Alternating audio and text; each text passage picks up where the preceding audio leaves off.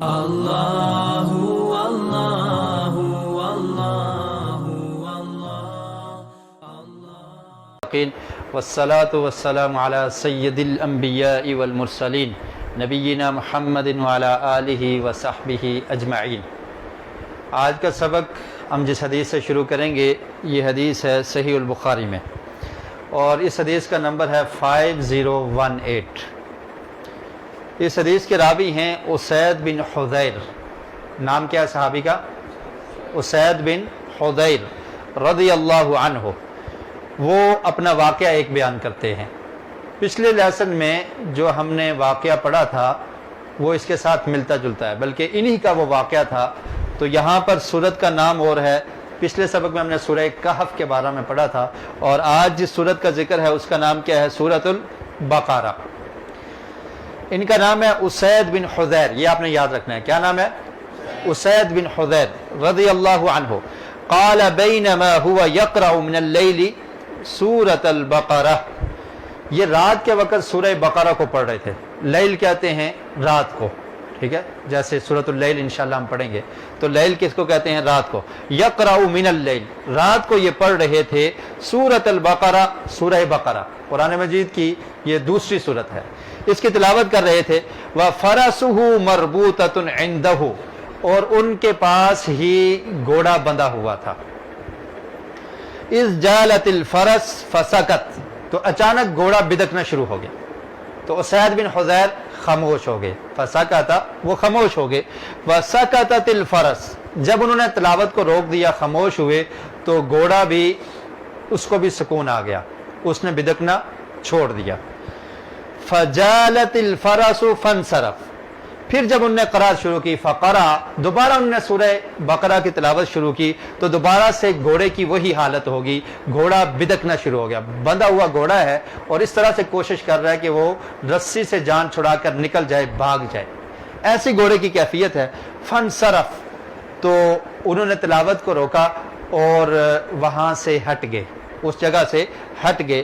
وَكَانَ ابْنُهُ يَحْيَا قَرِيبًا مِنْهَا، ہٹے اس لیے کہ ان کو یہ خطرہ محسوس ہوا کہ میرا بیٹا یحییٰ قریب ہے، تو کہیں گھوڑا اس کے اوپر نہ چڑھ جائے، گھوڑا بدک رہا ہے اور اس کو کوئی نقصان نہ پہنچا دے۔ تو انہوں نے تلاوت کو ختم کیا، اور اس بات کا انہیں اندیشہ ہوا کہ کہیں گھوڑا میرے بیٹے یحییٰ کو نقصان نہ پہنچا دے، تو وہ اس کے پاس چلے گئے۔ فَلَمَّا اجْتَرَّهُ رَفَعَ رَأْسَهُ إِلَى السَّمَاءِ، جب انہوں نے اپنے بیٹے کو دیکھ لیا تو اس کے بعد انہوں نے آسمان کی طرف دیکھا، آسمان کی طرف نظر اٹھائی، تو کیا منظر دیکھتے ہیں؟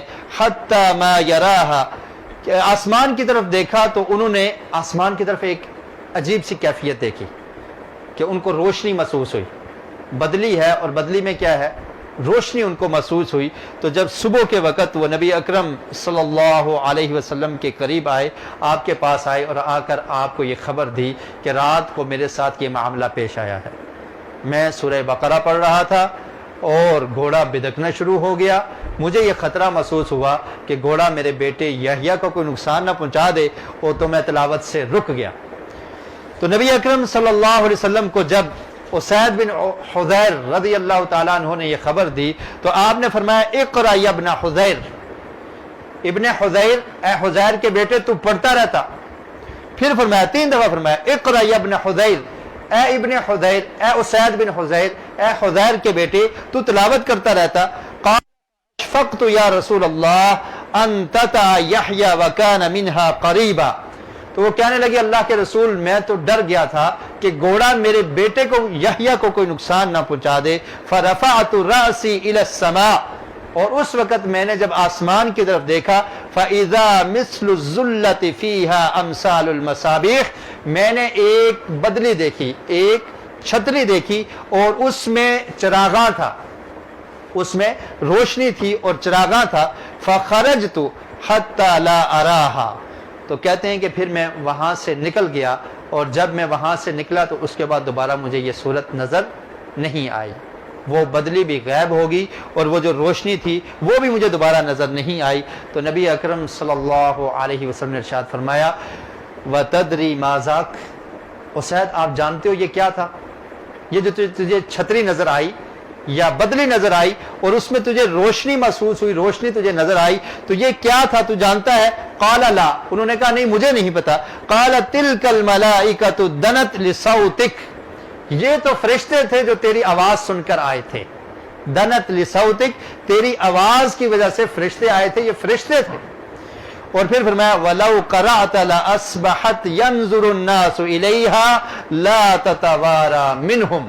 فرمایا کہ اگر تو قرات کو جاری رکھتا, قرآن مجید پڑھتا رہتا اور اسی طرح صبح ہو جاتی, تو صبح کو تمام کے تمام لوگ ان فرشتوں کو دیکھ لیتے اور ان میں سے کوئی بھی غائب نہ ہوتا. تو اس سے ہمیں یہ پتہ چلتا ہے کہ قرآن مجید پڑھنے کی کتنی فضیلت ہے. یہ ایک کرامت تھی جو اسید بن حضیر رضی اللہ تعالی عنہ نے جس کا مشاہدہ کیا اور انہوں نے دیکھا قرآن مجید پڑھنے کی, اور خاص کر کے سورہ بقرہ پڑھنے کی اس میں خاص فضیلت موجود ہے کہ جب انسان قرآن کی تلاوت کرتا ہے تو فرشتے بھی اس کی آواز کو سنتے ہیں اور پھر فرشتے بھی حاضر ہوتے ہیں ایسی مجالس میں. ہم نے پہلے بھی ایک حدیث ذکر کی تھی کہ نبی اکرم صلی اللہ علیہ وسلم نے ارشاد فرمایا کہ جب کچھ لوگ کسی جگہ پر جمع ہو کر قرآن مجید کو پڑھتے ہیں, یتدارسونہ بینہم, اس کو سیکھتے ہیں اور سکھاتے ہیں, تو انہیں 4 انعامات ملتے ہیں. ایک انعام کیا تھا کہ انہیں سکون ملتا ہے, سکینت محسوس ہوتی ہے. اور دوسرا انعام کیا تھا کہ فرشتے اس مجلس کو گھیر لیتے ہیں, فرشتے اس مجلس کو گھیر لیتے ہیں. اور یہ کرامت ظاہر ہوئی اور فرشتوں کو اسید بن حضیر نے دیکھ بھی لیا. تو فرمایا کہ جب بھی کہیں لوگ جمع ہو کر قرآن کو پڑھتے یا پڑھاتے ہیں, سیکھتے یا سکھاتے ہیں, تو اس مجلس کو فرشتے گھیر لیا کرتے ہیں. تو یہ آپ کا وقت بڑا قیمتی وقت ہے. ہم چاہتے ہیں کہ آپ کی زندگی کے اوقات میں سے کچھ وقت آپ قرآن کو دیں تاکہ یہ وقت آپ کا قیمتی بن جائے. کیا خیال ہے؟ تاکہ یہ وقت آپ کا قیمتی بن جائے. یہ وقت آپ کہیں اور بھی گزار سکتے ہیں, اپنی فیملی کے ساتھ گزار سکتے ہیں, کہیں دوست احباب کے ساتھ گزار سکتے ہیں, لیکن شاید اس کا آپ کو زیادہ فائدہ نہیں ہوگا.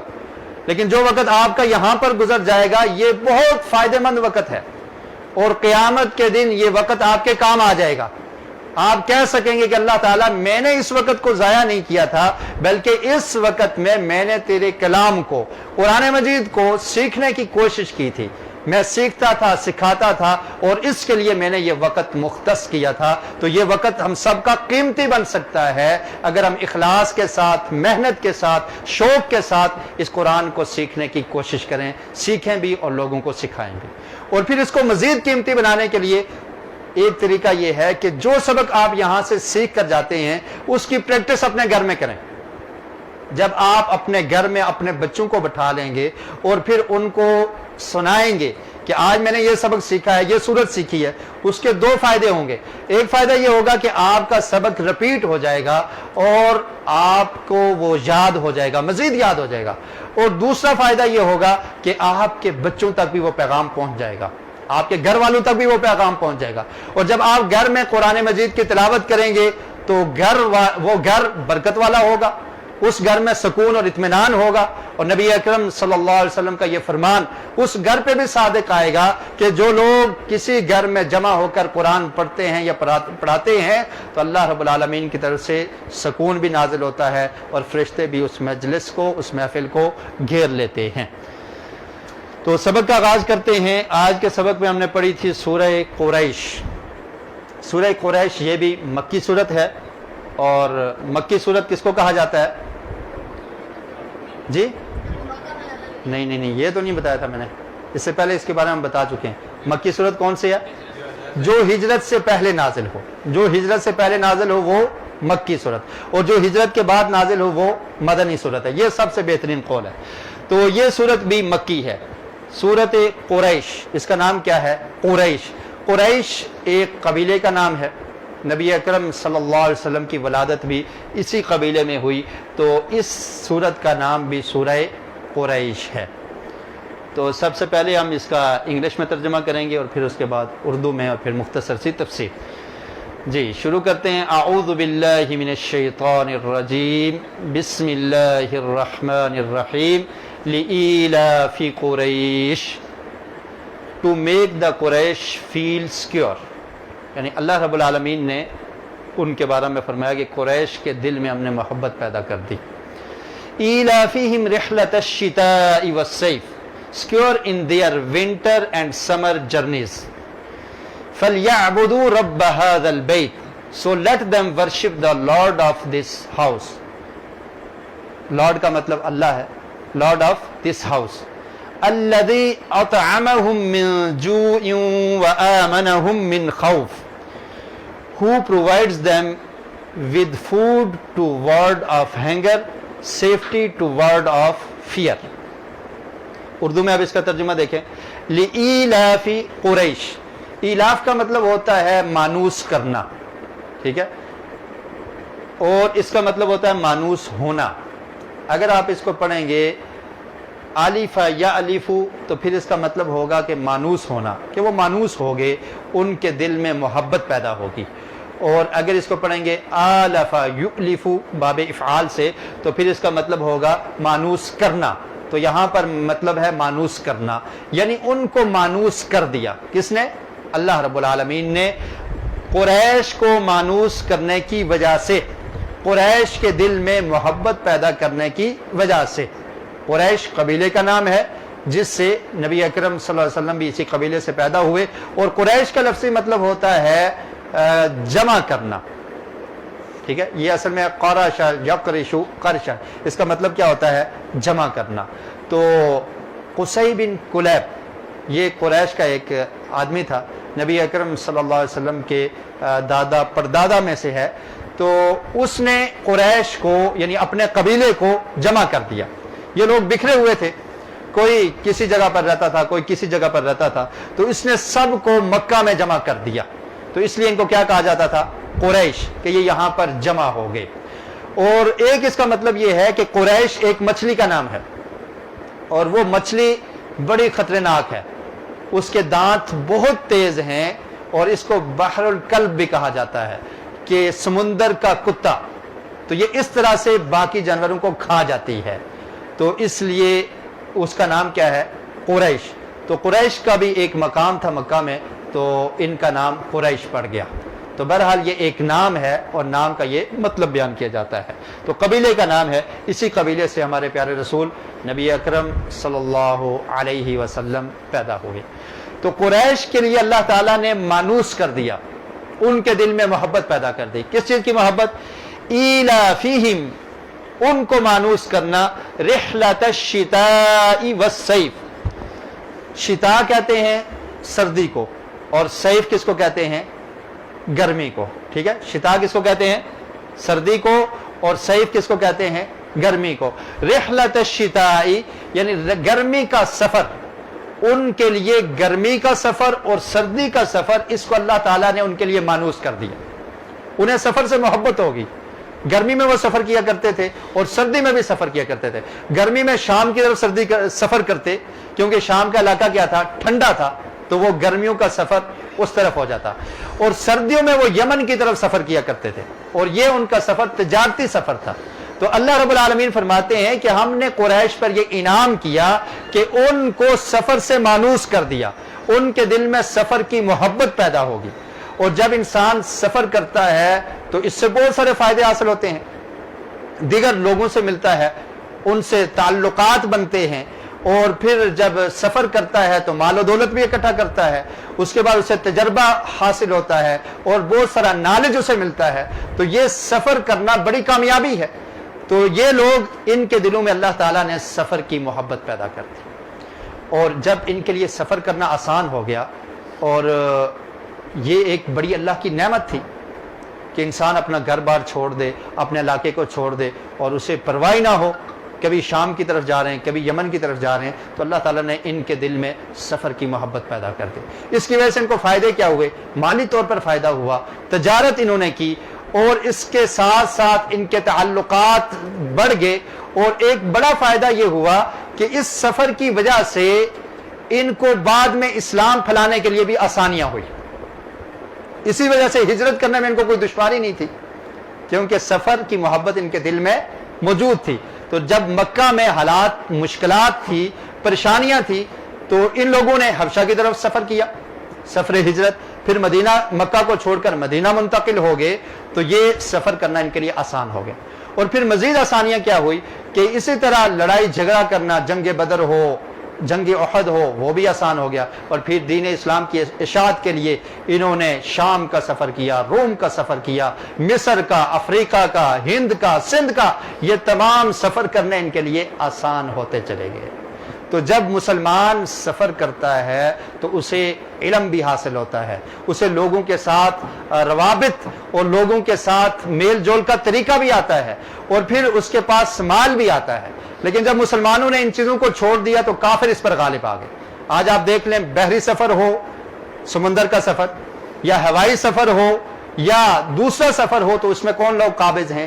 غیر مسلم لوگ قابض ہیں، کیونکہ مسلمانوں نے اس کام کو چھوڑ دیا ہے. یہ اللہ رب العالمین کی بہت بڑی نعمت ہے کہ اللہ تعالیٰ نے قریش کو سفر کے ساتھ مانوس کر دیا، جس کی وجہ سے ان کو بہت زیادہ فائدے حاصل ہوئے. فَلْيَعْبُدُوا رَبَّ هَذَا الْبَيْتِ. تو جب اتنی نعمتیں اللہ تعالیٰ نے قریش کو عطا کی اور سفر کی محبت میں ان کے دل میں پیدا کر دی، تو انہیں کیا چاہیے کہ صرف اللہ کی عبادت کریں، اللہ کا شکر ادا کرتے ہوئے صرف اللہ کی عبادت کریں. تو فَلْيَعْبُدُوا کا مطلب کیا ہے کہ چاہیے کہ وہ عبادت کریں رب هذا البیت، اس گھر کے رب کی. اس گھر سے مراد کیا ہے؟ بیت کس کو کہتے ہیں؟ گھر کو، ہاؤس. اور هذا البیت، اس گھر کے رب، اس گھر کے رب کی انہیں چاہیے کہ عبادت کریں. کیا مراد ہے اس سے؟ کعبہ، ٹھیک ہے، بیت اللہ، کہ انہیں چاہیے کہ اب کیا کریں؟ بیت اللہ کے رب کی عبادت کریں. کیونکہ یہ اللہ کی نعمت تھی کہ اللہ تعالیٰ نے ان کے دل میں سفر کی محبت کو پیدا کر دیا، اور پھر اس گھر کی برکت کی وجہ سے انہیں کوئی تکلیف نہیں پہنچتی تھی. مکہ کا وہ ماحول اس وقت کیسا تھا کہ لوگ پرامن نہیں تھے، ہر طرف لڑائی، جنگ، قتل و غارت، اور ہر انسان کو یہ خوف رہتا تھا کہ کون سا وقت ہوگا ممکن ہے اس کو قتل کر دیا جائے، اس کو غلام بنا دیا جائے، ان کی عورتوں کو لونڈیاں بنا دیا جائے. یہ حالات تھے. لیکن مکہ کی وجہ سے، بیت اللہ کی وجہ سے اس علاقے کی عزت تھی، اور لوگ اس علاقے کے لوگوں کو نہیں چھیڑتے تھے. اگر یہ سفر کرتے شام کی طرف تو تب بھی ان کو یہ سمجھا جاتا تھا کہ یہ مکہ کے بیت اللہ کے متولی ہیں، لہذا ان سے ٹیکس بھی نہ لو. ٹیکس بھی ان سے نہیں لیے جاتے تھے. ان کو راستے میں لوٹ مار کا سامنا بھی نہیں کرنا پڑتا تھا. لوگ ان کی رسپیکٹ کرتے تھے کہ یہ قریش کے لوگ ہیں اور بیت اللہ کے، اللہ کے گھر کے متولی ہیں، لہذا ان سے ٹیکس بھی نہ لیا جائے، ان کے قافلوں کو لوٹا بھی نہ جائے. اور پھر جنگ اور قتل و غارت بھی نہیں ہوتی تھی. امن اللہ تعالی نے ان کو عطا کر دیا تھا. تو سفر کی محبت اور امن یہ بہت بڑی نعمتیں تھیں جو اللہ تعالیٰ نے اس وقت ان کو عطا کی کہ جب معاشرے میں بد امنی تھی، فساد تھا، قتل و غارت عام تھا، کسی کو غلام بنا لیا جاتا تھا، کسی عورت کو لونڈی بنا لیا جاتا تھا، اور قتل عام تھا. تو اس وقت اللہ رب العالمین نے ان کو امن بھی عطا کیا. کس وجہ سے؟ اس گھر کی وجہ سے، گھر کی برکت کی وجہ سے ان کو امن مل گیا، اور اس شہر کو اللہ تعالیٰ نے امن والا قرار دیا. قرآن مجید میں بھی اللہ رب العالمین نے ارشاد فرمایا کہ کیا تم دیکھتے نہیں ہو، سورہ عنکبوت میں، اولم یرو، کیا تم دیکھتے نہیں ہو کہ انا جعلنا حرما امنا، کیا ہم نے حرم کو امن والا بنا دیا ہے. اور پھر فرمایا یتخطف الناس من حولہم، ارد گرد جو لوگ تھے ان کو اچک لیا جاتا تھا، پتہ ہی نہیں چلتا تھا، کسی کو اچک لیا گیا، کسی کو قتل کر دیا گیا. لیکن اللہ رب العالمین کا کیا احسان تھا کہ اللہ تعالیٰ نے اس گھر کو امن والا بنا دیا تھا کہ یہاں تو بندے پر ظلم نہیں ہوتا تھا، بلکہ اس ایریے میں رہنے والے جانور، ان پہ بھی ظلم و زیادتی نہیں ہوتی تھی.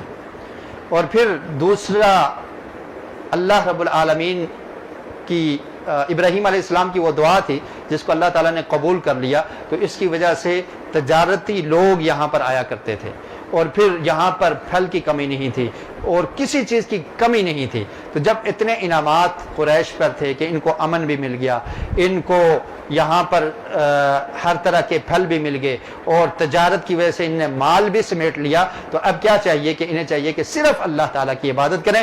انہیں اللہ کے ساتھ کسی اور کو شریک کرنا یہ درست نہیں ہے کہ اللہ کے ساتھ مورتیوں کو شریک کیا ہوا ہے، اللہ کے ساتھ بتوں کی عبادت کی جا رہی ہے. تو انہیں چاہیے فَلْيَعْبُدُوا، کہ یہ لوگ عبادت کریں رب هذا البیت، اس گھر کے رب کی عبادت کریں جس گھر کی وجہ سے ان کو امن ملا، جس گھر کی وجہ سے ان کو مال و دولت ملی، جس گھر کی وجہ سے ان کو رسپیکٹ اور عزت ملی، اور جس گھر کی وجہ سے لوگ ان کی عزت کیا کرتے تھے، قتل و غارت نہیں تھی، امن اور یہ تمام چیزیں ان کو مل گئی، تو انہیں چاہیے کہ وہ صرف اسی گھر کے رب کی عبادت کریں۔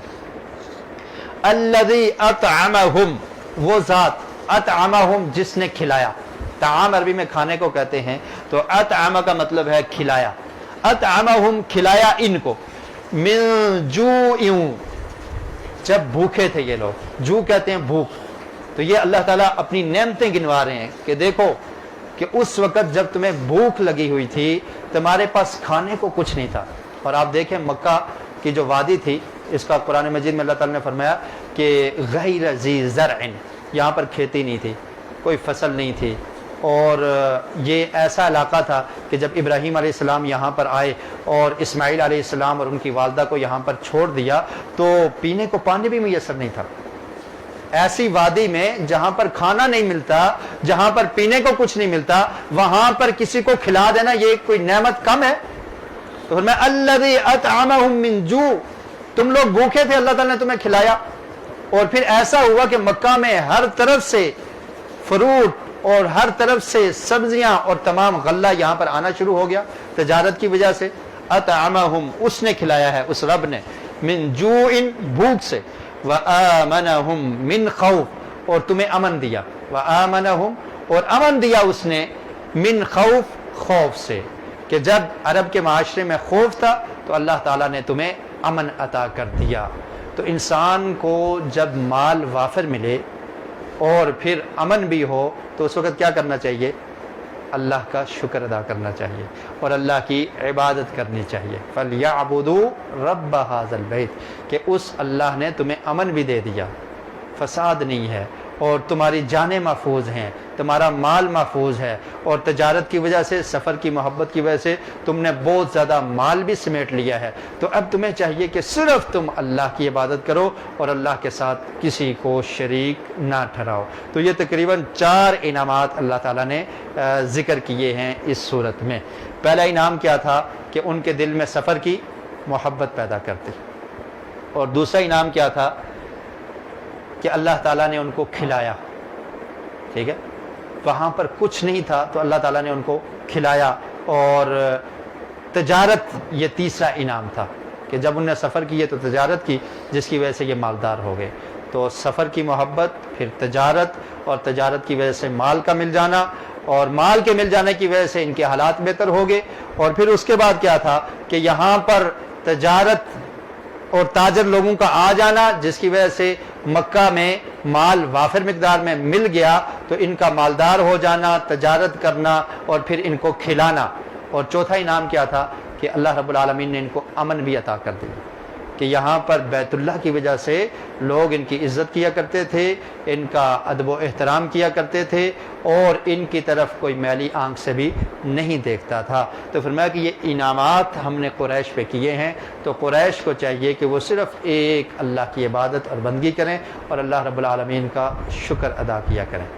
سبحانک اللہم و بحمدک، اشہد ان لا الہ الا انت، استغفرک و اتوب الیک۔ رحمتیں نچاور کرتا ہے تو برکتوں سے دار